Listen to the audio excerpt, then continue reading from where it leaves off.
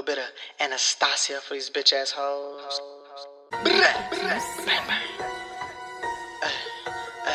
My highlights fucking poppin'. What's up? So today we have another fashion DIY, and I will be showing you how I made this designer inspired handbag. This footage is 2 years old. I moved and I just randomly found this memory card and I'm like, oh my god, let's upload it. So if you would like to see how I made this bag, just keep on watching. So the first thing that you're gonna do is I'm creating my stencils. So I just go on Bing or Google and find images that I feel like I want to put on my bag, and then I'm just going to put them into a Word document and resize them to about the shape that I feel like they're gonna fit on the bag, and just copy and paste them. And this is what I'm going to use to create the stencils, and I will go ahead and hand paint these later on, which I will show you. That is my logo, which I also put on the bag, on the inside of the bag. And again, we're just copying and pasting and resizing everything so it's about the size that's on the bag, so we don't have to try and reconfigure that later on. Alright, so we're about to get into this DIY of the tan band spin of this Dolce & Gabbana inspired bag. I'm down. So these are all the materials you're gonna need. You're gonna need a bag, of course. I got this one from Charming Charlie for $25. I was not signed up for their little rewards program or whatever, so I got 10% off of that. But if you can find a cheaper bag, really you just want a square or envelope type flap in the front is what's gonna get the shape, and like a square shape is all you're really looking for. If you find it cheaper, good for you. I just knew Charming Charlie was gonna have my back, and they did. Then you're gonna also need, what I'm finding to be the easiest and cheapest way for me is I just bought some fabric that I'm going to make my own embroidered stitch or patches with. I'm going to make them with these over here, and I'll show you how I do that. But you can also just go ahead and buy patches. I just didn't have any in the stores near me, and I didn't want to wait for it to come from Amazon. You're gonna need some lace fabric that you're gonna cover your bag with, and then also for your patches, I'm painting mine. I'm not actually going to stitch them. It just takes too long, and I like playing with paint. I don't get to do it all that often, so we're gonna paint the patches, and then just a whole bunch of little different trinkets, whatever like speaks to you. Just go ahead and pick it up to decorate the bag with, and also some chains, which I already have, but you can get these online. We no longer associate with a certain retailer. Follow me on Snapchat, that you already know. But that's where I got these from. They were already in my craft supplies, but you can get these little chains and stuff off of Amazon. Just look for a roll of it, and you know, you'll be good to go. And then I think that's all. Oh, E6000 glue, scissors, pliers to cut the chain and stuff with. And yeah, let's get into this DIY tan band version of the Dolce & Gabbana bag. Ugh. So this is how I did my stencils before I actually got the little light thing. I just used my ring light and I laid it flat on the table, and I used this thin piece of like cotton fabric as like a backlight, and I just put the fabric over top of my images that I cut or printed out, and I just used a regular like #2 pencil, and we traced it. I cannot draw. I'm very creative. I'm semi-artistic, but I cannot draw. So we trace. So we trace them onto this fabric, and then we're just gonna cut little circles around them. We're not gonna take the time to really detail cut them just yet, because we're gonna go ahead and glue this onto the denim fabric, which is thicker, which makes it look more like a embroidered patch. So after we glue it onto that and paint it, then we'll take the time to get into details and really take our time cutting out this shape. So E6000 is a GOAT. We use it for pretty much everything. So I'm just using that and gluing that onto the white denim fabric. And I'm gonna just repeat this with all of the stencils that I drew out.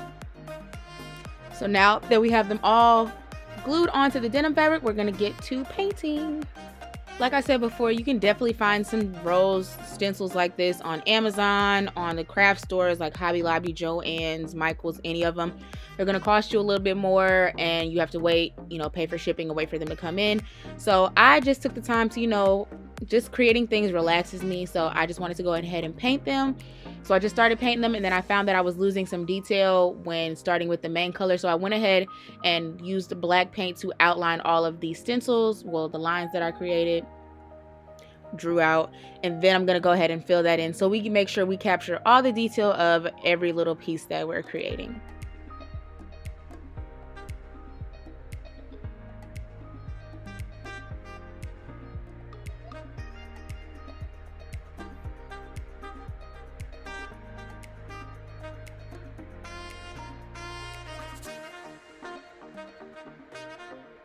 So after we finish painting, we're gonna let those little stencils, embroidery patches dry, and now I'm going to start applying the lace to the outside of my bag. And again, just using E6000 glue, trying to put it in a kind of a thin layer because it is a lace fabric, so it will go straight through, using light hands and, you know, very smooth as possible, not like goops of glue. We're going to just glue the lace down on the entire outside of the bag. And this this glue does, you know, it allows you to readjust it, so it's not like super glue, it doesn't dry instantly. So I'm just gluing it down and then cutting off the excess.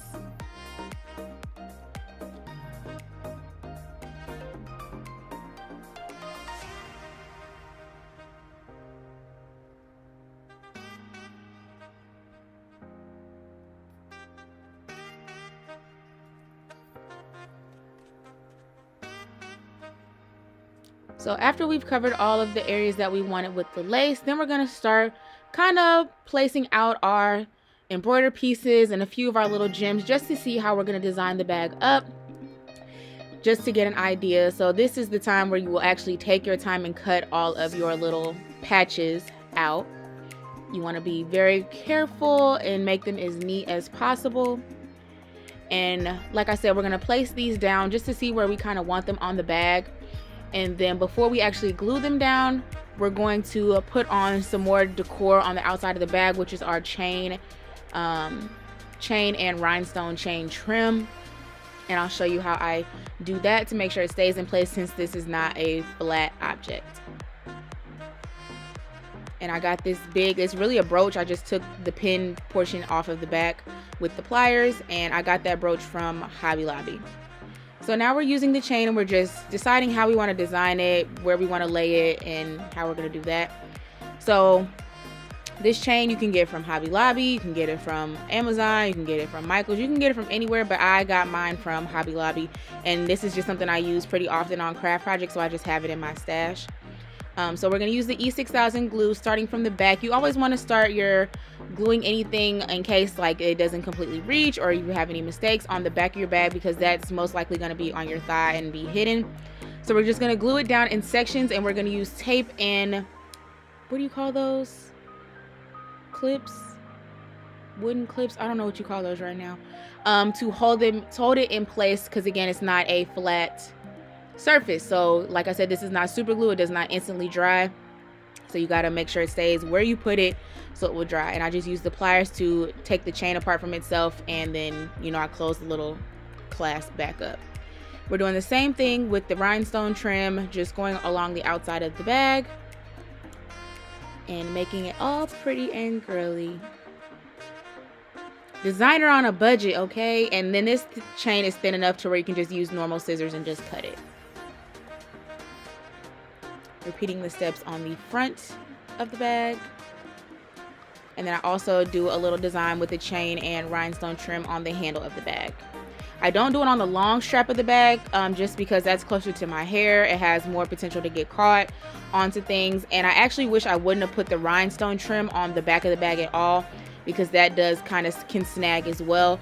So I just want to I want to just give a note to put the chain, anything that has like prongs in it that can get caught onto stuff easily, because I have some clothes that I've worn with it and it kind of like snags onto that. So just refrain from putting the prong rhinestone trim on the back of your bag, which lays against your thigh. Alright, so now that we got our rhinestone all together, we've laid all our pieces out, and this is how I think I like it. So now I'm just going to pick them up as I go and glue them down. When I say E6000 is the GOAT, E6000 is the GOAT. So all these little doohickeys, these cute little looking razzle dazzle pearl and rhinestone stuff, those are actually buttons. So I just use the pliers to kind of tear the button portion off so it lays more flat on the bag, because you can see they're kind of leaning up. So I just use my pliers and, you know, my Incredible Hulk strength to take the hole where you would sew it onto your clothing off of the back. The little flowers, the white flowers, those are actually scrapbook flowers. And it's also the little pearls that you see, those are for scrapbooking and crafting. Girl, when your friend really out here making purses, baby, this is fine. Y'all should have seen my face. Baby. And this is our completed project. Like I said, this footage is 2 years old. I'm so glad I found it though. I hope you guys really enjoyed this tutorial, this DIY fashion tutorial. I still carry that bag to this day. But again, thank you so much for coming back to my channel, and I can't wait to see you in the next one. Stay true.